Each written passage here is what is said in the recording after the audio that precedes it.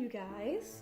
So today I made a video that is me redesigning a popular children's book character. At least I think she's popular. She's popular where I come from, PEI at least, because that's where she was created. The character is called Anne Shirley, and she's from a book called Anne from Gables, and I really hope you guys have heard it because there's a musical for it that has the world record for the longest running annual musical, so look it up. You can find the songs on YouTube. They're actually really, really good. So Anne is a character. She's a redheaded orphan, and I decided that for this, obviously I would still make her skinny because she was a fairly skinny girl when she was 11 is how old she is in the story. But here I'm making her a teenager because, of course, redesigning characters as modern-day teenagers. So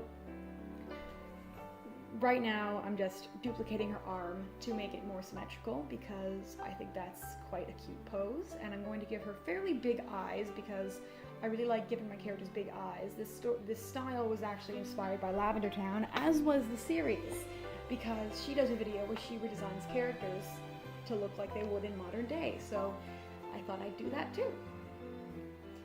And what I'm doing here is I've decided to, well, I started with an idea of giving her short hair because in the book there's a moment where Anne does something to her hair, and I'm not going to tell you what it is. Okay, no, I'm going to tell you what it is. No, I won't. Anne dyes her hair green, trying to dye it black, and her adoptive caregiver, Marilla, have to cut it because the bottom of her hair is green. And that wasn't a thing that people did back then.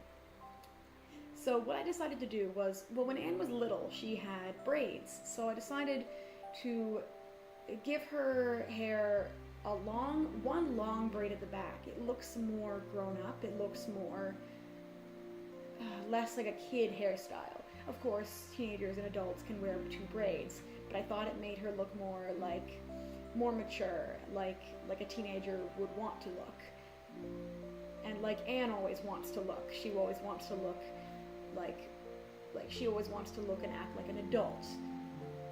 Like she wants to wear these puffed sleeves that every girl at her school is wearing, and then like when she finally gets them, she's so happy, and she's older, and she's grown up. I've decided that the sketch I would do, I wasn't going to draw over it, I was just going to clean up the lines, because I do like the look of like a rough drawing sometimes. And of course, I'm giving her red hair because I actually toyed with the idea of giving her a green ombre at the bottom of her hair, but I remembered that Anne hated the green hair when she accidentally dyed her hair green, so I thought she would never dye her hair green again because she said that she thought that red hair was the worst, but green is 10 times worse. And I gave her a little bow at the back just because she's super girly and loves frilly things, and I thought a little bow would be cute, and I made it green just to keep with the theme, and I gave her like a little high-waisted skirt because those are pretty popular. And I did give her a top that does look fairly old, but it's not a dress, it is a top, and it is a puffed sleeve top because I feel like Anne in modern day would still want to have puffed sleeves because that was a big thing with her character. I made them smaller than the dress was that she got, but it is styled after the white puff sleeve dress that one of her caregivers, Matthew, gave her near the end of the book. So I decided to give her a little ruffled, a green skirt and a white ruffled puff sleeve top because it looked fancy and it looked cute, and I felt like Anne would wear it because she liked to pretend that she was a princess, Lady Cordelia. And another thing I gave her was a necklace with a purple gemstone on it to represent the amethyst brooch that she really loved, that Marilla Cuthbert, her caregiver, owned. That something happened in the book with that got her into a lot of trouble because she couldn't keep her hands to herself. And that's Anne.